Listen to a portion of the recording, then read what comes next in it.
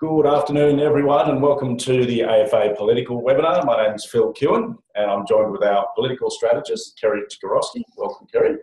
Good to be here. It's been an interesting year in politics, let me say. It has been, and will continue to be so, even though we haven't finished the year yet. And behind the panel, we also have our General Manager of Policy and Professionalism, Phil Anderson, who will be talking to you shortly.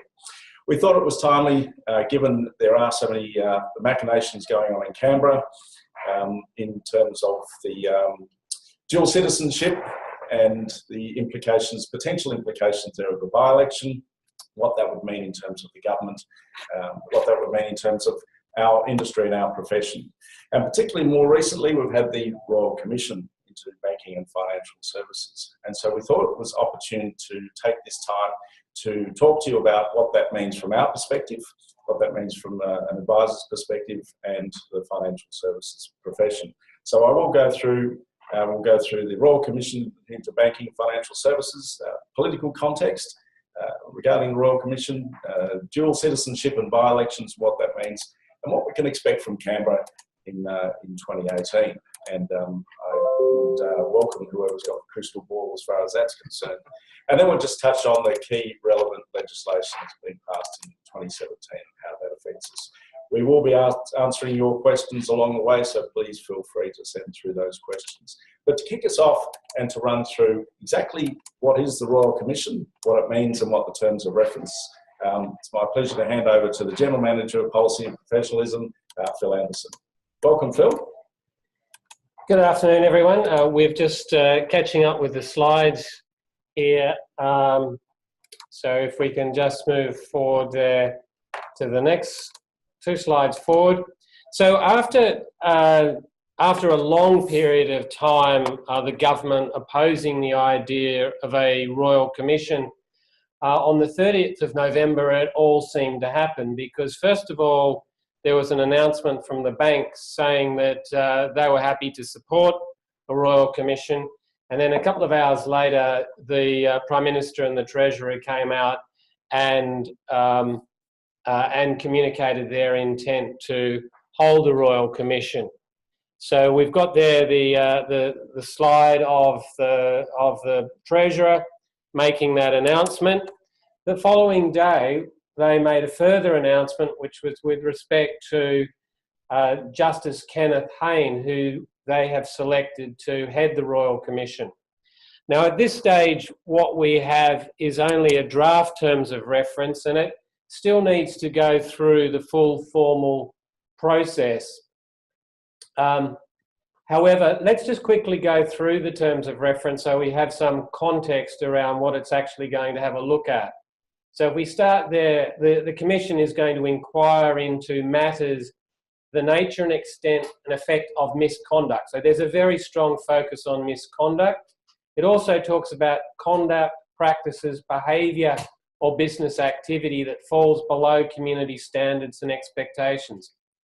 Now the point 1C there is the one that's generated quite a lot of interest. And obviously in a political context, this is a little bit of a hit back at maybe some of the people who have been agitating for a Royal Commission from the start, because what they've included in the terms of reference is a particular note to look at the use by a financial services entity of superannuation members' retirement savings for any purpose that does not meet community standards and expectations or is otherwise not in the best interest of members.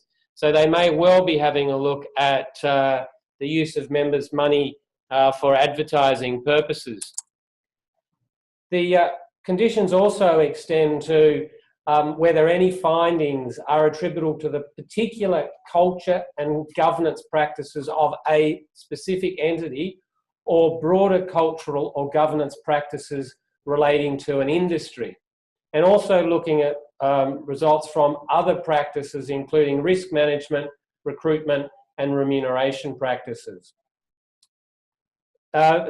An additional point is the effectiveness of mechanisms for redress. So this is obviously looking at our external dispute resolution arrangements that we have in place that are at the moment subject to some change. Then it moves on to looking at issues of relevance to the law. So the adequacy of existing law and policies, the internal systems of entities, the forms of industry self-regulation, so things like codes of conduct. All of these three things with a view to identify, regulate, and address misconduct. Right, we go on further, and it looks at the regulators. So obviously a key focus here on the effectiveness and the ability of regulators in the financial service industry to identify and address misconduct by those entities.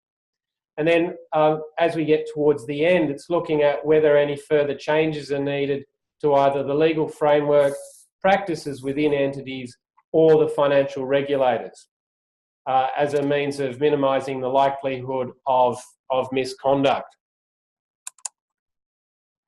Now, in terms of time frame, it seems a very optimistic time frame when you consider some of the other Royal Commissions that have been in play and are still ongoing. So they've suggested that a interim report by September of next year and a final report some 12 months after starting. And in terms of starting, that's not going to happen until the early part of next year as they finalise and formalise the terms of reference.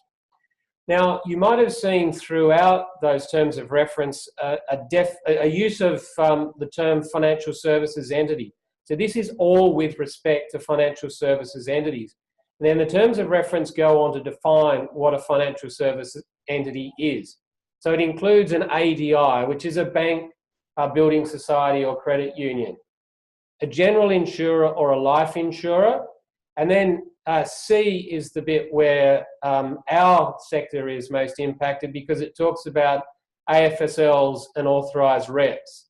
And then D, which was the one I think that got more publicity, was the fact that it also includes superannuation funds, but specifically excludes self-managed super funds.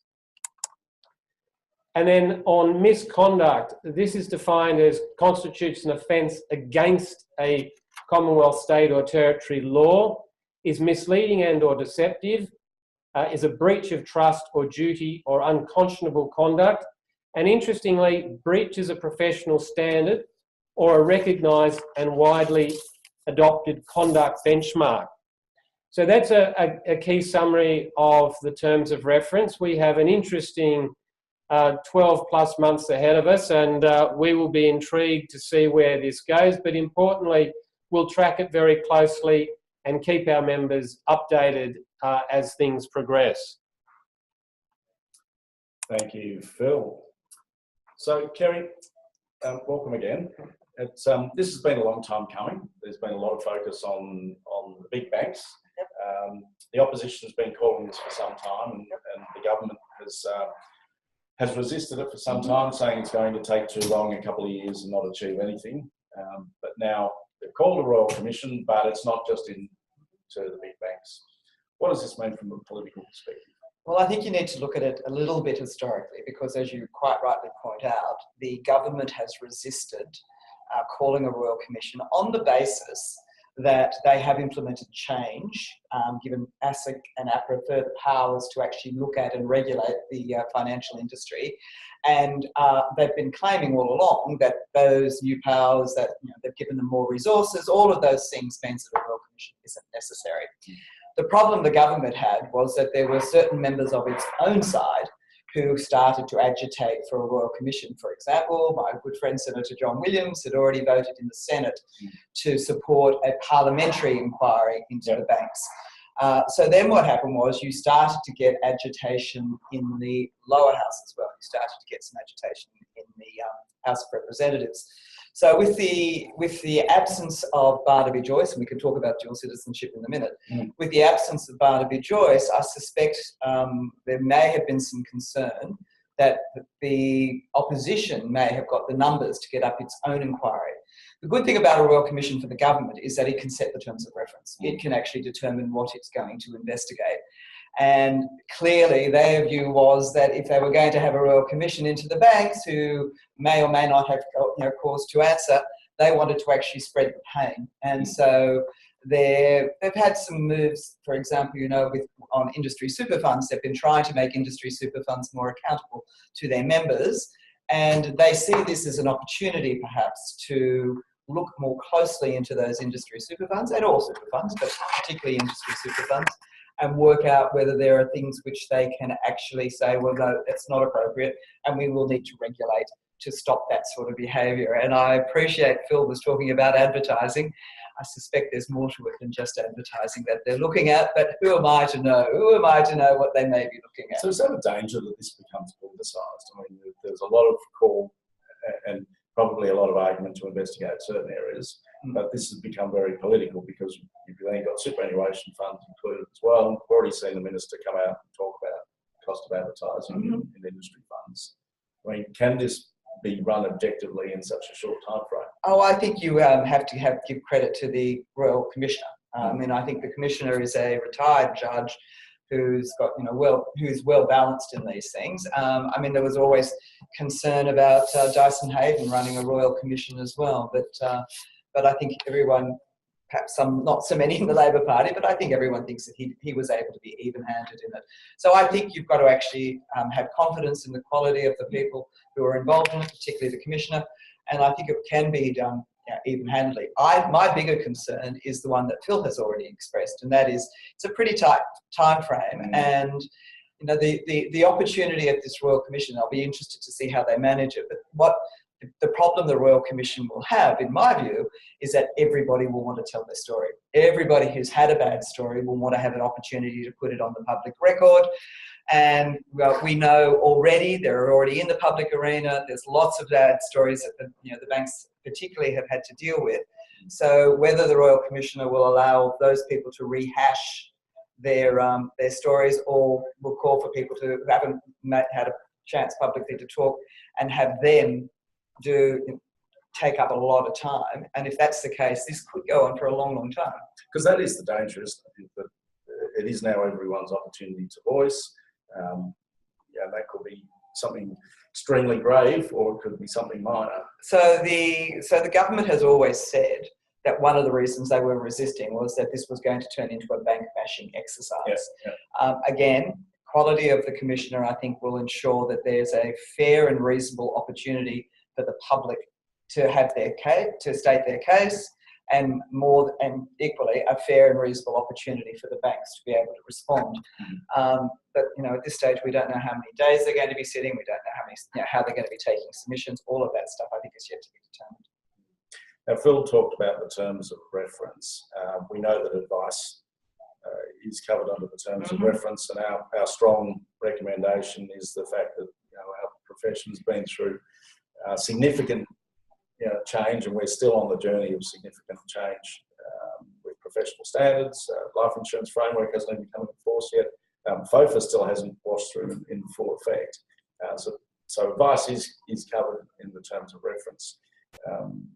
How much of a focus do you think there will be on advice? Look, given the amount of inquiry that your section of the financial industry has gone through over the last several years, you would hope in many instances that they could deal with that pretty promptly, because you have been investigated by parliamentary committees. All sorts of people have gone into how your section of the industry works. So whilst it's included there, I think it's probably included for completeness, but hopefully not for too much intense focus, because you have already been scrutinised.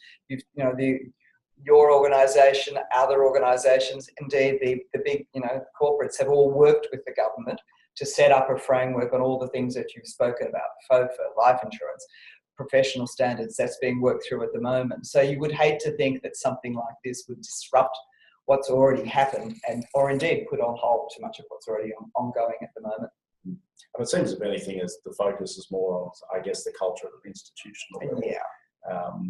And that culture and how that sort of moves down through the business and how that impacts the behaviours from the advice perspective. And I think that that's the cultural part of it is what's driven the bank part of it.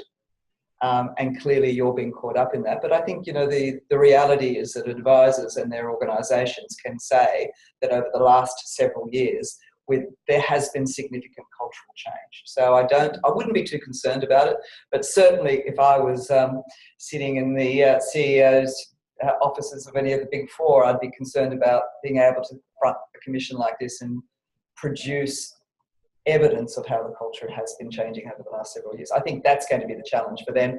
For the superannuation funds, they are going to have to be able to show value for money. So I note that process is already underway.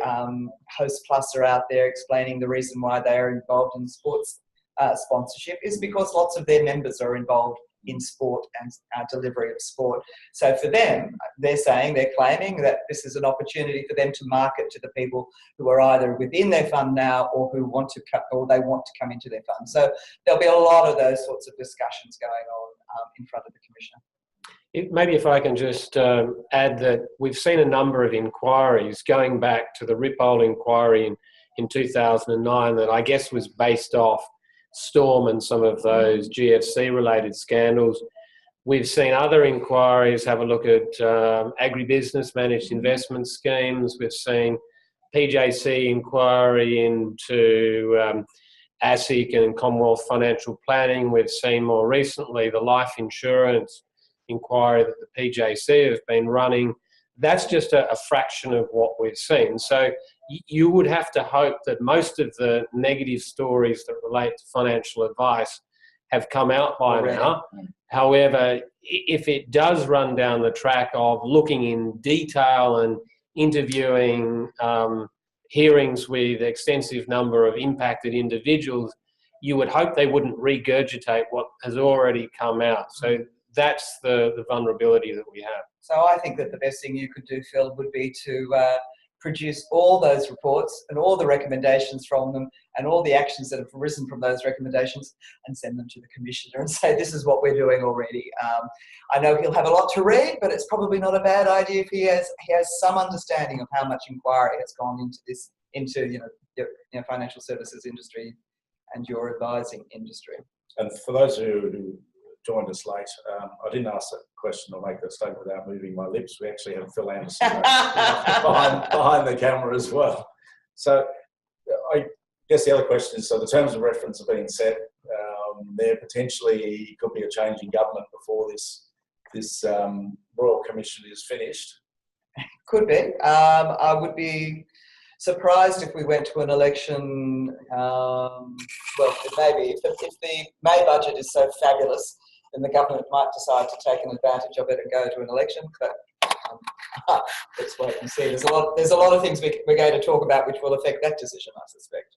And presumably the terms of reference would remain. Yeah, look, you can check. I don't know. I actually don't know the process for changing terms of reference for a Royal Commission once it's underway. I'm not sure.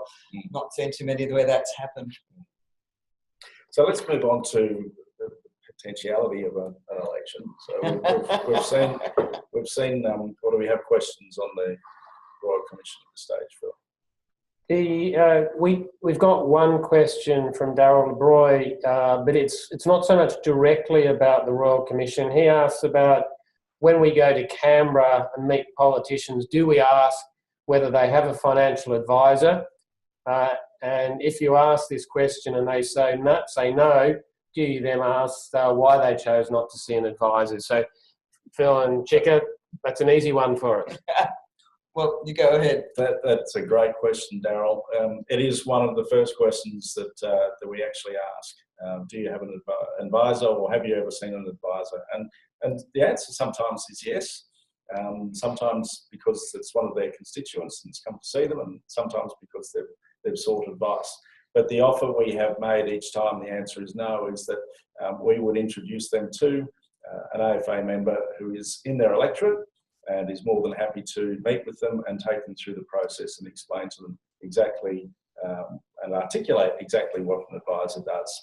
And can I just say that when we first started this, well before you were here and before even Phil Anderson was here, we started this process with me for several years ago now. And one of the reasons we started was because we the AFA, were particularly concerned that people within the Parliament did not know what advisors did. And I can absolutely say to you that in the very first round of meetings, we'd ask people, do you know what advisors do? And their response inevitably would have been, oh no, you're the crooks and thieves who we read about in the newspaper. And so we had to start a process of educating people. Now, after our experience recently, that's changed. Yep. They actually understand that people getting good advice is actually a good thing, and that's on both sides of the house. Whereas previously it was a little bit more negative, I think, on the Labor side, but both sides of the house now are actually talking about the need for people to get good advice. So yes, we take some credit for hopefully educating people about why we need to get good advice, why everybody needs to get good advice. Yeah. And I have to say that they're very receptive. The only time it differs is obviously when we saw a couple of the members from far north Queensland. Storm Financial definitely has had a long-lasting negative impact. Apart from that, around the countryside, as Kerry said, we meet both sides of Parliament. It's very important, particularly first-timers, because they want to learn, they want to understand what we do. They've been very receptive into understanding what we do, how we do it, and really concerned and impressed at what we're doing in terms of our path to professionalism. And they can see that there's been a lot of attention on our industry and on our profession, and that there is a commitment to ensure that we consistently deliver the public trust that is expected.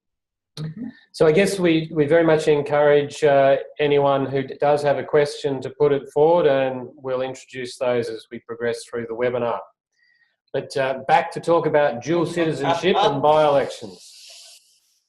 Well, it's been a very interesting year. I think if anybody had thought at the beginning of the year that we were going to end up with, I think we're now up to the 13th Member of Parliament referred to the High Court, we just would have said, no, this is impossible. Pretty impressive considering we're all clean originally. Yeah, well, and the interesting thing about it is that I'm not sure if people understand that this process started because of a lawyer in Western Australia who challenged Scott Ludlam about whether he was entitled to be in the Senate. He was a Green senator from Western Australia, and he wanted to know when he renounced his New Zealand citizenship, which would then entitle him to sit in the Parliament. Mm. And it kind of snowballed from there. So you found people who hadn't really thought about it as much. My understanding is that within the Liberal Party, we do ask these questions. The Greens have some sort of vetting processes. And the Labor Party, of course, have claimed all along that they've had very, very strenuous vetting processes. What's happened has been the High Court has taken a very literal interpretation of the Constitution. And as a consequence of that, people have found themselves falling foul. And so they've fallen like flies. Not so much of a problem in the Senate, although we've had an interesting situation with Nick Xenophon trying to work out who's going to replace him. We also have an interesting situation with the High Court not making it clear who's going to replace Fiona Nash. We're still waiting on that decision, which probably won't come down until the 22nd of December. But at least in those processes, it is just an appointment. It is whether it's from the party that nominated them or the next person on the ticket, all of that's to be decided. So the Senate's been operating with a few people down. The most recent one, of course, is Katie Gallagher, who's the Labor Senator for ACT. So it's been a difficult year in the Senate. The real problem has been, though, in the lower house, because in the lower house, if you are deemed ineligible, then we have to go to a by-election, which is what happened with Barnaby Joyce, and is what's happening with John Alexander on Saturday of this week. And I shake my head, and John's father arrived in this country 102 years ago. And so because of I know it is actually the law and I know we should have done something about it, but, you kind of figure if you've been in this country, your father's been here this long and represented Australia, you probably didn't think too much about it. But I accepted absolute liability is absolute liability. Yeah. Now, the interesting thing, though, is that on the last couple of days in the Parliament, in fact, the day before the last, on the Wednesday, there have been doubts raised by others. As you're aware, the Prime Minister and the opposition leader required everybody to put in their proof of citizenship. And there were a few who there is some suggestions have not had that proper proof provided. There are 4 on the Labor side. David Feeney, who is the member for Batman, has already been referred because he couldn't provide any evidence of his renunciation. He said he did it, some years ago, but apparently there's no paperwork that he could find, and there's no paperwork that the High Commission or the UK Home Office could find. So he's gone. He's been referred. There are 3 others on the Labor side who fall into, well, we took reasonable steps to renounce. Now, the Labor Party are relying on the concept of reasonable steps, which was actually set out in a previous High Court decision. The problem for the reasonable steps argument is that it will depend on whether the High Court says reasonable steps include finalising, and we don't know that yet. So Katie Gallagher has been referred because she hadn't renounced by the time the election was called. Interestingly enough, she actually sat in the Parliament previously without having renounced because she came in as a casual vacancy. So, but she's now being referred. Now the others, there's some discussion as to whether Katie's referral will actually determine what happens with the others. The member for Braddon, who's in Tasmania, I suspect, and I'm not a lawyer, but I suspect she's probably in some trouble, because in terms of her renunciation, she actually told her local newspaper that she wasn't concerned that it hadn't come through before the election, because if she didn't win the seat, then she really didn't want to renounce. So I'm not entirely sure how that makes you committed to renunciation, because I understand her position. It was her last link with her father. So I think she may be in some trouble, and I suspect if she may get referred in the new year. There are several on the Liberal Party side. I think that the one probably in the least clear position is Jason Velinski, because Jason's position is that he had legal advice which said we can't confirm. Our opinion is that you're okay, but we can't actually confirm that you are okay, and you need to get further legal advice. So I think that one might be. I suspect he's getting that legal advice over the break, so hopefully he'll be fine. Right. Two of the others have had letters from the Greek consul or the Greek government saying that they are not and never have been Greek citizens, so I don't think they're in any trouble. So what it all is, it's a mixed bag, and it's a dog's breakfast, to be perfectly honest. And so we will wait now until the Parliament resumes to see whether further referrals will be made. This process that they initiated was supposed to make it clear. But as I said, the Labor Party are claiming there are 4 on the Liberal Party side who are in trouble. The Liberal Party are claiming that there are 3 more beyond David Feeney on the Labor Party side. So do I think it's stopped? Probably not. Depending on what the High Court determines about reasonable steps, it may. But we'll have to wait and see. And of course, the problem is that the High Court is sitting on the 22nd of December, I think, but then won't sit until February. So they will actually be back in Parliament before the High Court determines David Feeney and Katie Gallagher. So they'll be back in Parliament, but they're kind of on the precedent set by the Deputy Prime Minister. They will still sit in Parliament until it's determined, I would think. So I guess the key thing, just on that, the key thing for us is that obviously a lot of the passage of legislation that's currently gone through is the current government. So there was a concern about changing government. You talked about Barnaby Joyce and the Royal Commission being called. We know Parliament was delayed a week, and it seemed to be getting to a sort of... No, that was just because they had nothing to talk about. Seemed to be getting to a brink, and therefore the government not having the necessary votes. Are we sort of past that?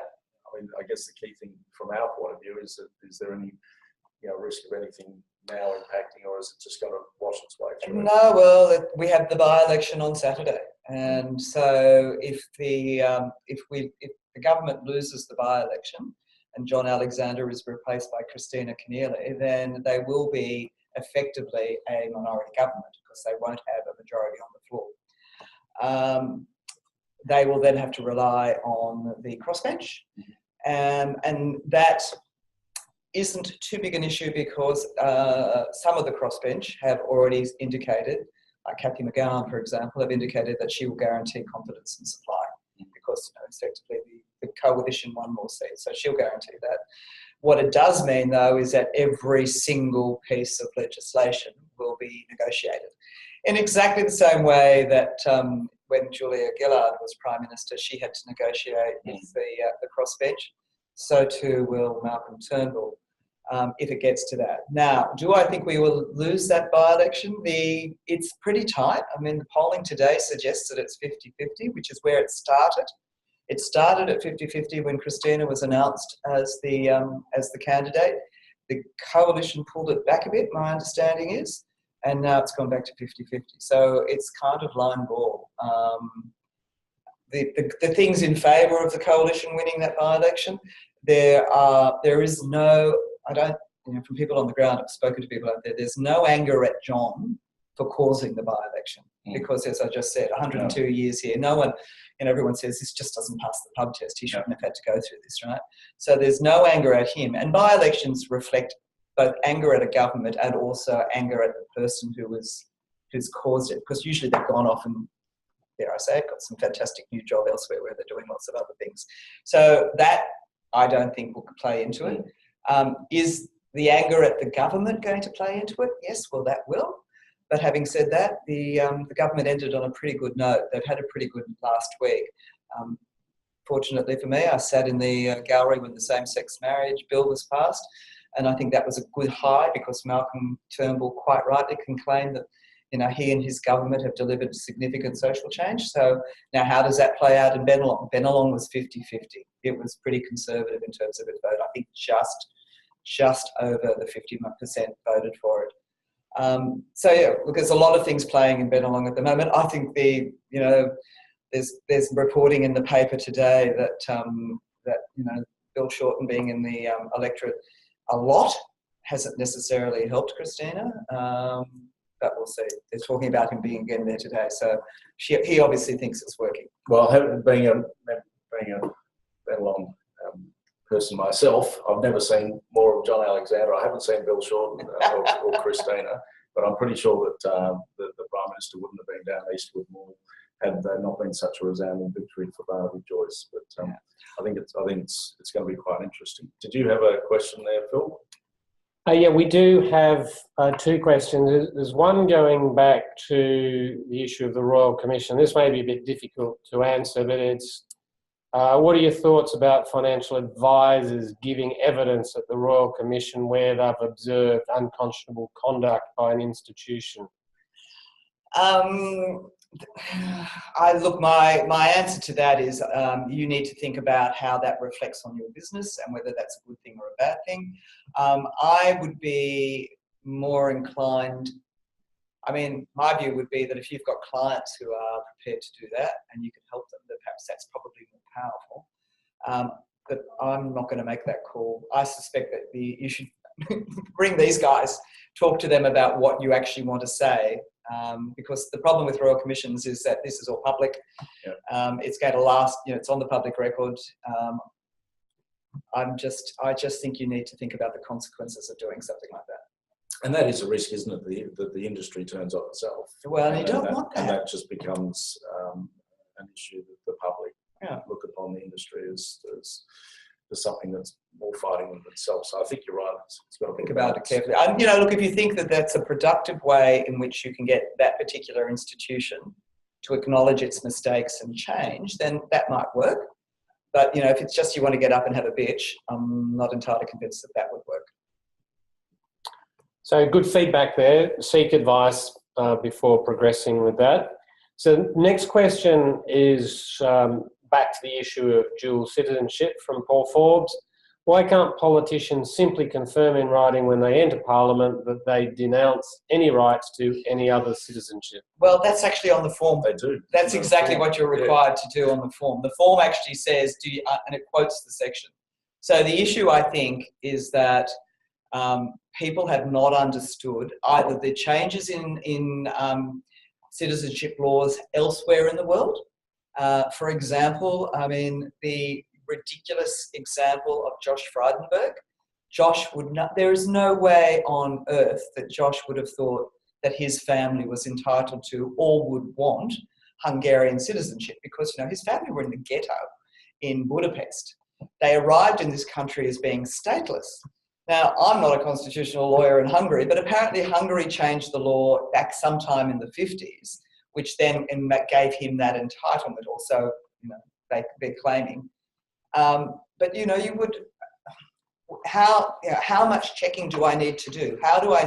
Do I need to actually consult with a Hungarian constitutional lawyer to find out what my entitlement is? Now, clearly, from here on in, you will absolutely have to. And so you'll be amused to know that I went and had a look at what happens with the Macedonian citizenship laws, because my children are half Macedonian, their father was born there. And I think they'll be okay because they pretty well only want you if you've been born in the country, or else you make an active choice to become a citizen. There's a bit more to it than that, but I think they'll be okay. But I mean, you know, I've said to them, both of them, if you decide to put up your hand, you're going to have to get legal advice on this. But it obviously was one of those questions that was answered the same as we answer, have you read the terms and conditions? Well, no, I actually think I think it's actually taken more seriously than that. But I think if you're actually looking at, if you go back and look at our parliaments, over the years, there would be hundreds of people who would have fallen foul of this, because I think the general expectation would have been that if you had been here for, as I said, a very long period of time and taken on all those things, then you didn't have to actually, you know, renounce. But clearly the High Court says differently. And now that is black letter law, everyone will be bound by it in the future. I think the question was probably angled at why can't you just sign a document that says you renounce it rather than needing to chase up? No, well, that's the issue now. The issue now is that that action that actually. Yeah. No, well, unfortunately, that's not how it works. What happens is that you actually have to have with what the High Court's now done, you actually have to have the agreement of the country that you've renounced from, that they concur with your decision. And they are the ones who have to say, yep, you've renounced, we no longer want you anymore. So that's what the High Court has done. You know, I think the practical application of what you're saying would have been fantastic, but we actually are going to require a constitutional change to do that. So I guess it's that it's not enough to fill out an Australian form. You have to fill out a form with the country that you may or may not be. You have to go and seek their opinion as to whether you are, because it's not actual citizenship, it's whether you are entitled. That's the issue. It's whether you are entitled. And that's where the High Court has come down. And they've said, if you are entitled, then you must renounce.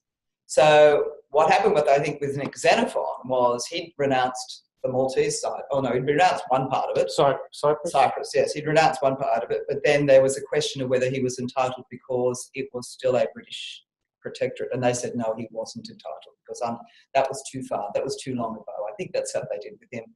So yeah, so it's not just, do I want it?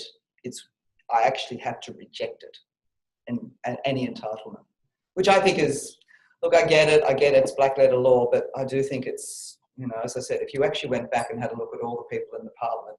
My other problem with it, there was a really fascinating article in the Australian, and I can't remember the name, but I'll get the information to you, but it was basically done by a professor of history more than law, who said that at the time that the Constitution was written, which is what I've been saying for a long time, when the Constitution was written, all those people subject to this British interpretation were all dual citizens, because everyone was a citizen of the empire as well as being Australian.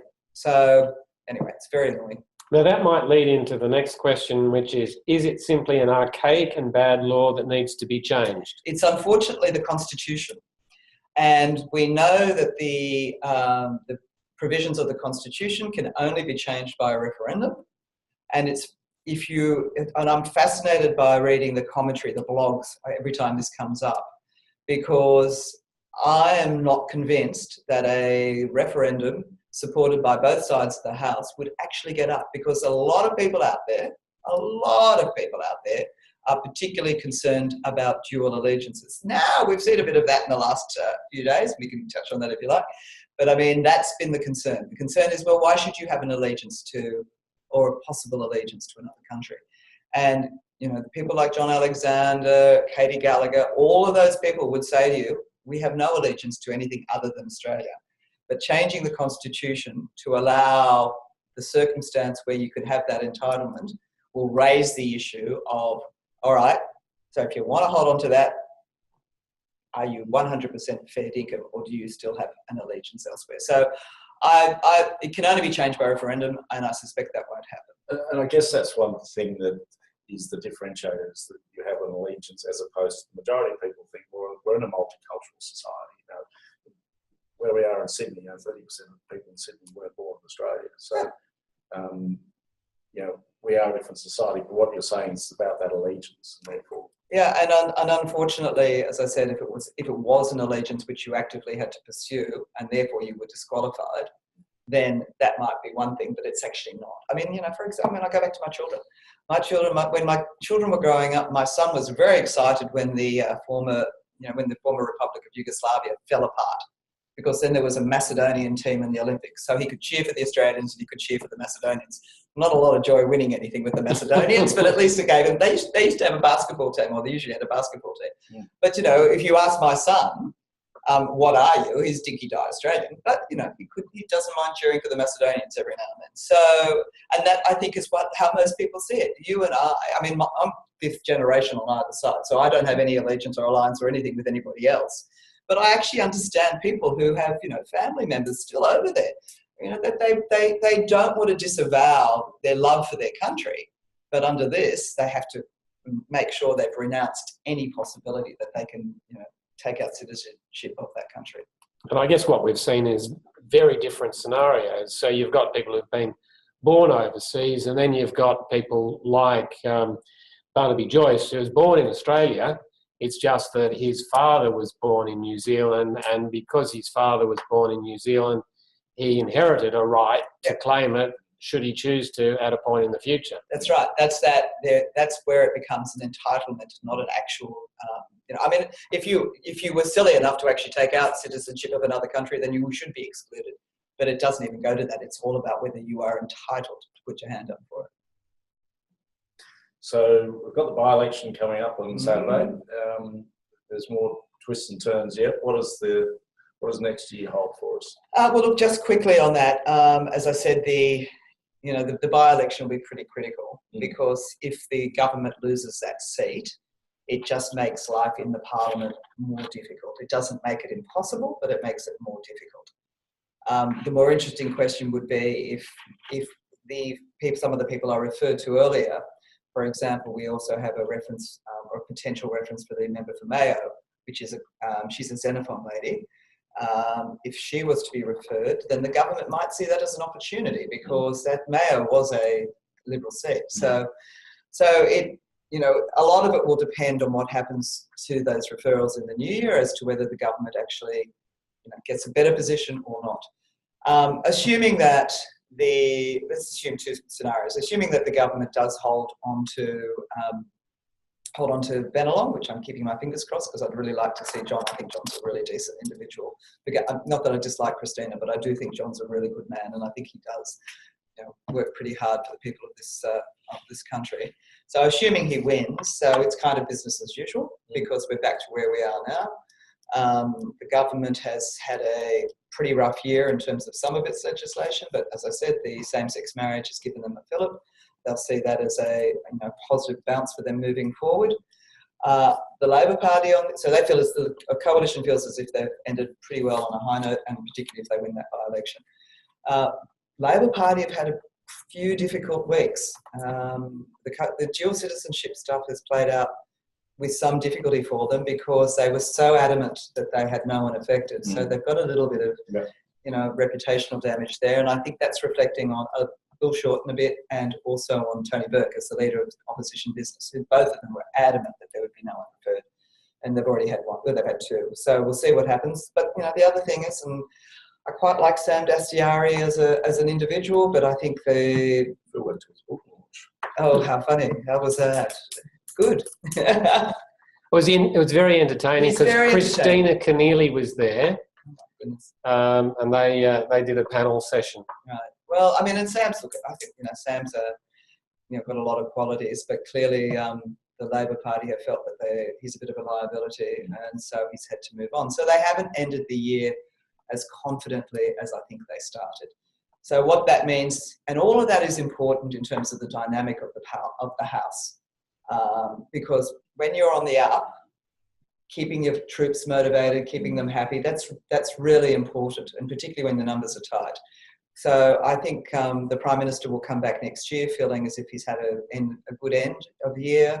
He'll have a big, good break, and he'll come back, I think, reinvigorated and ready to take it up one way or the other. Now, if we have the number down, as I said, it just means it's a lot more complicated in terms of negotiating things. So the question will be how well they can negotiate with the crossbench, and let's wait and see. I noticed the Prime Minister is very upbeat, but does regret mentioning the number of consecutive that was polls. Probably something that's going to come back and bite him a bit. But and look, I mean, never been Prime Minister, never been Premier, but have been Leader of the Opposition, and those poll numbers are tough. I mean, the day those polls come out, and with us, they were never as often as they are with the federal government and the Prime Minister. So it's but the reality is that you have to get out of bed every morning in spite of those numbers and get on and do what someone like Matthias Cormann keeps talking about. I think Minister for Finance has constantly all year brought the focus back to policy, delivery, community. That's what we are. We're doing good policy, which is and we're delivering that policy, and it's giving good outcomes to the community. And that has to be the mantra. That has to be the mantra next year. Clearly, next year's budget will be pretty significant. They managed to get this last one reasonably well received. Mm-hmm. Next one will be even more important. Any other questions there, Phil? There's no other question at this stage. I guess thinking about the next election, what would be your prediction, Shika? Will it get all the way through 2018? I think it will depend on how well the budget is received, because the budget is always a catalyst for, if it's good news budget, then they might decide to go early and take a bounce and go early. It will depend a little bit on that polling, and it's not just the news poll. They will be polling internally quite substantially at the moment. So I think they will be keeping a close eye on that. The advantage of having a federal government is that you can choose, there's a lot of flexibility about when you can go to the election. So I at this stage feel not prepared to predict when the election will be. I think it will very much depend on when they return to Parliament, how the balance works. Now, the interesting thing about it is that Barnaby coming back as strongly as he did will give a whole lot of people a lot of pause for thought about how the coalition manages its relationship and its campaigning in rural Australia. So that will be interesting to see, because I think there will be possibly, there'll be some differentiation in the brands, because obviously there are issues that the Nats feel very strongly about, and the Liberal Party probably feels somewhat differently. So I think there will be some differentiation over the next 12 months. Clearly the rise of, even though they didn't win a lot of seats, but One Nation in Queensland did pick up a seat, the Greens picked up a seat. Fascinating to see what happens in Bennelong this weekend with Cory Bernardi, because he's obviously appealing to very much what I would have described as core Liberals, conservative Liberals. So it'll be interesting to see how he polls. If he polls strongly, that could actually be a good thing for the Liberal Party, because my understanding is that he's directing preferences back to the Liberal Party. So that would be a good thing for John Alexander. But it will be, all those sorts of conservative splinter groups will play a part in the next election. Good thing about federal elections is that compulsory preferential. So, those votes, those conservative votes will hopefully come back to the Liberal Party in the same way the Greens votes go to the Labor Party. But it's an interesting political landscape, and it's not just here, it's around the world. Clearly there's a lot of very disaffected people in the community. They're looking for what they keep talking about. I mean, if you talk to people who vote for Pauline Hanson, and I get very annoyed at people who dismiss those people, because those people what they say to you. You know, why did you vote for Pauline? Because she talks like us, and she talks to us, not at us. You know, she's talking about the things that we're concerned about. And to be fair, I mean, Corey's picked up on that and is doing a fair bit of that as well. So I think the political parties, both sides of the House, major political parties, will need to be working out how they address those core issues that are concerning people, and that's a lot of it's about the economy, a lot of it's about, you know, their sense of security in the world. I have said publicly, and I say it again here, that talking about the new economy in places like far north Queensland, they don't know what you're talking about. They don't understand this new economy. They're mining people. They want to talk about that. So I think the Prime Minister, you'll note, is back talking about a lot more core issues for people, economic issues for people. So a day's a long day, a week's a long time in politics, who knows? So we'll see what happens. Okay, we do have a question, or it's probably more a statement, and I guess this will come back to you, Phil, to answer it. New Zealand's government and opposition both declared that they will not follow Australia's changes in the financial services, like reduced commissions, and in fact business confidence in financial services there has increased. Not like here, it is on the decline. The government, the opposition, the AFA and the FBA are the culprits for the decline in the number of people not taking out life insurance. Phil, do you wish to make a comment on that? I think it comes back to what Kerry was talking about before. I mean, we're obviously entering into a new world. We know that the life insurance framework comes into effect on the 1st of January.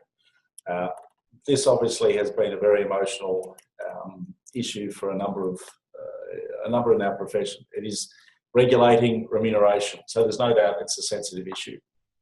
Our objective is to do our best, as we're doing with the Royal Commission, as we're required. We'll do our best to communicate and to illustrate the great outcomes that can be achieved from advice. The life insurance framework is coming into effect. The best thing we can do is make sure that what success looks like represents what is actually happening in our profession. And so that when we start looking at, ASIC starts looking at lapse data, that it's looked at fairly, and that we ensure that there is representation of what is really happening in this industry. And that's what we're really advocating for, is a fair report that shows what is actually happening as far as lapsing is concerned, and how ASIC represents that. And so that we can see that the remuneration as it's been proposed will be retained, rather than continuous changing to remuneration going forward. That's our biggest thing. It's potentially can't finish here if we don't get a good report card. So we need to work together to get that good report card. And can I just add, I mean, the New Zealand Parliament is a unicameral parliament. It doesn't have an upper house.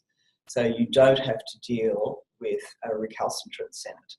So I agree that, you know, if everybody agreed about moving forward, you wouldn't have to deal with the Senate, because if you get the opposition and the coalition agreeing, then you wouldn't have to deal with the Senate. But the reality is that the Labor Party here, for example, have had significant pressure from some key supporters of theirs to actually introduce all these changes. And your people watching this webinar will know who those people are.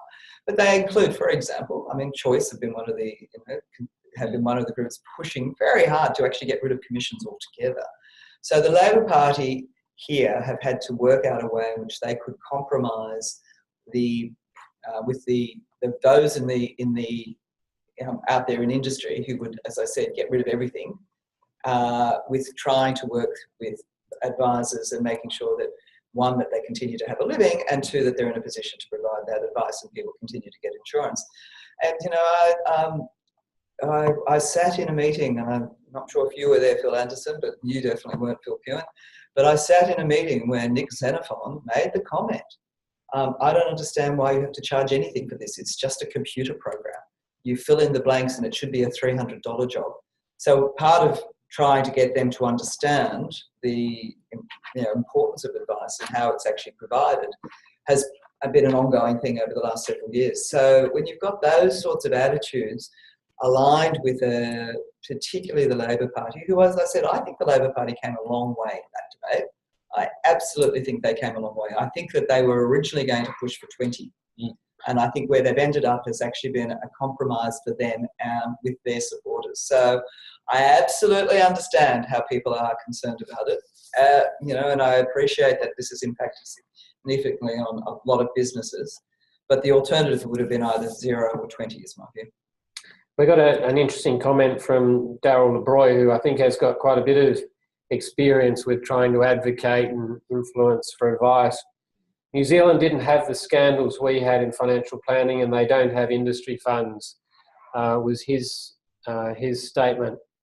I've got another question from Paul Forbes. The AFCA legislation got through. Does Chika have an opinion on quantum that AFCA will be able to make rulings on, 500K, and whether they are in danger of breaching our constitutional rights? So I might have a crack at answering that first. You go first, and I'll give you my political view. And then political view, and maybe a constitutional view. Interestingly, the AFCA legislation was introduced to the Senate, and it's been passed in the Senate, and now it's been brought back to the House of Reps. So I think that's quite unusual that legislation first comes into the Senate and then goes to the House. But it hasn't been finally passed in both houses, so it still needs to go through the House of Reps, which will happen presumably in February next year. In the Senate, there was actually opposition from the ALP and the Greens because they didn't want the Super Complaints Tribunal to be brought into the AFCA regime. Paul talks about the compensation cap of 500,000. It's not actually part of the legislation, but it's quite clearly, part of the government's policy. It's something that we are very concerned about. We've made that concern public on repeated occasions, and we will continue to advocate around those concerns, simply because, for two reasons. One, we question whether an external dispute resolution mechanism should overtake the courts, because the courts have more appropriate processes around questioning the evidence of claimants, and secondly, because there's a right of appeal. So we'll continue to advocate for a delay or a reduction in that increase in the compensation cap, which is, as I said, proposed to go from 309 to 500K. The last part of the question is one of whether it's potentially breaching constitutional rights. But I'll pass to you. Oh, thank you. I have no idea whether it's breaching constitutional rights. That's way beyond my level of expertise, let me say. But in relation to why it went through Senate first, I would assume it was because they wanted to get all the bugs out. They wanted to get to a position where they could actually get the Labor Party and the Greens either to have their say, get knocked out, and get the crossbenchers supporting what they needed to do. If it had started in the lower house, they wouldn't have had the opposition to it because they would have had the numbers to pass it, and then it could have sat for a long time in the Senate while they tried to negotiate it. So my best guess is that Matthias Cormann probably helped negotiate it. They thought he had an opportunity to get it through the Senate, and this is purely speculation on my part, that he had an opportunity to get it through the Senate, so got it through the hard part, and then has brought it back down into hard. And you're right, because once it gets to the House, it won't take long to get through, because the Labor Party might make some comment and talk about it, but they can't actually stop it. So as to the constitutionality, no idea. No idea what the answer is to that. I'll leave that because Phil Anderson, you're very good at doing research. I suggest you research that answer and let us all know. And look, and notwithstanding that, as Phil said, we have grave concerns about the limits, and we've already made that clear in our submission, and we'll make that clear to the Minister in the follow-up communication, as well as the next time we meet with the Minister, because those limits are not in the bill, so we can still do what we can to see what can be done about the limits. We are just about out of time. I don't know if there's any other questions there. There's one more, I think it's more a statement from Daryl. What Xenophon and others need to understand is that life insurance needs to be sold, it isn't bought. Yeah. I think that's a great statement to end on.